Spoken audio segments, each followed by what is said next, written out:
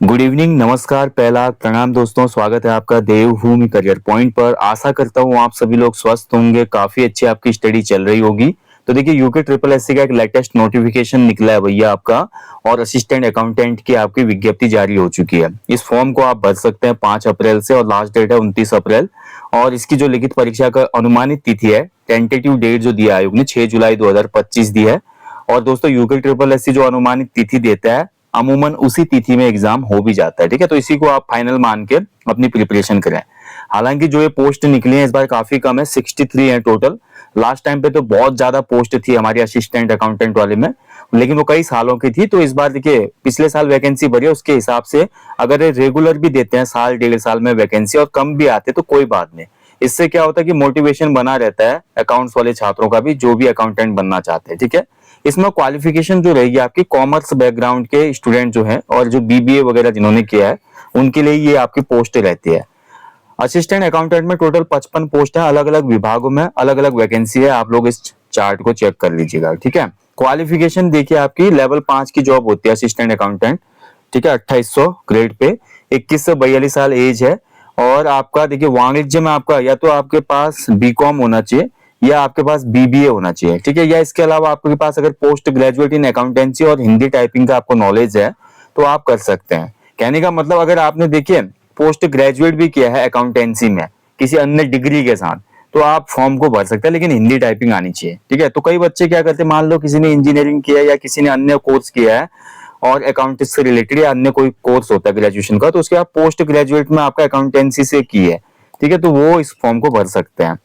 बाकी जो अगली पोस्ट है देखिए सहायक लेखाकार, इसमें भी सेम आपकी क्वालिफिकेशन है। एज लिमिट सब में 21 से 42 साल है। ठीक है, कुछ पोस्ट ऐसे हैं जिनमें आपका 12th जहाँ पे होगा, 12th वाले में 18 से 42 होगी, और ग्रेजुएशन वाले में 21 से 42 होगी। ठीक है, तो ये रिकॉर्ड कीपर कम स्टोर कीपर है आपका, एक पोस्ट है। इसमें भी आपका इंटर चाहिए कॉमर्स के साथ। ठीक है, तो जितने भी पोस्ट हैं सभी कॉमर्स वाली हैं भाई। कार्यालय सहायक तृतीय है। ठीक है, तो ऑफिस असिस्टेंट हमारा ग्रेड 3 4 पोस्ट है इसमें। और इसमें जो आपका लेवल 4 की पोस्ट है ये आपकी 2400 ग्रेड पे की। इसमें जो क्वालिफिकेशन आपका, इसमें भी सेम क्वालिफिकेशन आपकी, कॉमर्स से आपका स्नातक होना चाहिए। ठीक है, और साथ ही किसी कंप्यूटर संस्थान से, किसी मान्यता संस्थान से कंप्यूटर कोर्स में 1 वर्ष का डिप्लोमा या सर्टिफिकेट होना चाहिए। ठीक है, तो ये आपका देख लीजिए। डाटा एंट्री ऑपरेटर में भी आपका कॉमर्स चाहिए, यानी कि पूरी कॉमर्स वाली पोस्ट है इसमें। आयु की जो गणना होगी 1 जुलाई 2025 को होगी। ठीक है, 1 जुलाई 2025 जो है एज काउंटिंग डेट होगी यहाँ पे। इसमें आपका जहां पर न्यूनतम 18 मांगा गया तो 18 होनी चाहिए, न्यूनतम 21 मांगा गया तो 21 होनी चाहिए 1 जुलाई 2025 को। और मैक्सिमम जो एज है वो इससे ज्यादा नहीं होनी चाहिए 1 जुलाई 2025 को। ठीक है, बाकी एससी एसटी ओबीसी और अन्य कैटेगरीज जो है जिनको छूट मिलती है उनको 5 साल की इसमें छूट रहेगी। चलिए ये तो हो गया भैया।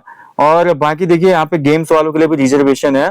फॉर्म फीस की मैं बात करता हूँ तो जनरल और ओबीसी के लिए 300 रुपए, एससी एसटी और ईडब्ल्यूएस के लिए 150, उत्तराखंड के दिव्यांग अभ्यर्थियों के लिए 150, और अनाथ अभ्यर्थियों के लिए कोई भी फीस इसमें नहीं है। ठीक है, बाकी जो पेपर आएगा इसमें आपका सिलेबस दिया होगा आयोग ने, इसमें अकाउंटिंग से रिलेटेड पूरा पेपर रहेगा इसमें। ठीक है, तो ये आपका सिलेबस आयोग के द्वारा दिया गया है।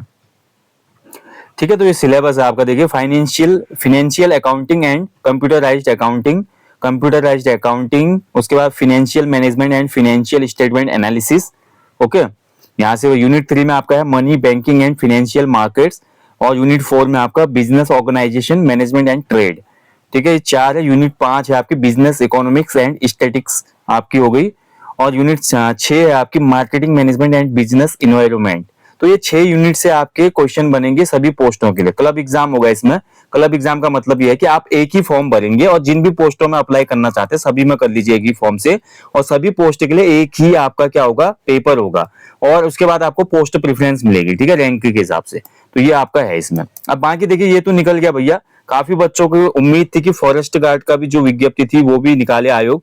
तो देखिए फॉरेस्ट गार्ड की मैं अगर बात करूं तो देखिए जुलाई माह में इसका एग्जाम होना है ना, मार्च में निकाल दिया, तो फॉरेस्ट गार्ड की जो विज्ञप्ति आपकी अप्रैल तक आ जाएगी, अप्रैल 2025 तक। ठीक है, तो UK triple SC forest guard विज्ञप्ति को अप्रैल 2025 में जारी कर देगा। आप निश्चिंत रहो।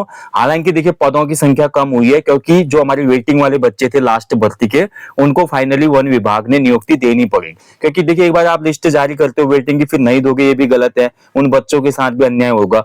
तो इसलिए 159 या 158 पोस्ट जो थी वो आपकी कम हुई है। तो लगभग 600 या 650 पदों पर आपकी फॉरेस्ट गार्ड की भर्ती आएगी। प्लस इसमें हो सकता है आयोग के पास नया अधियाचन आए, क्योंकि मार्च में बहुत से रिटायरमेंट भी होंगे। हमारे जो पुराने फॉरेस्ट गार्ड या जो पदों पर बने हुए जो लोग थे वो रिटायर भी होंगे, जिनकी 60 साल हो जाते हैं।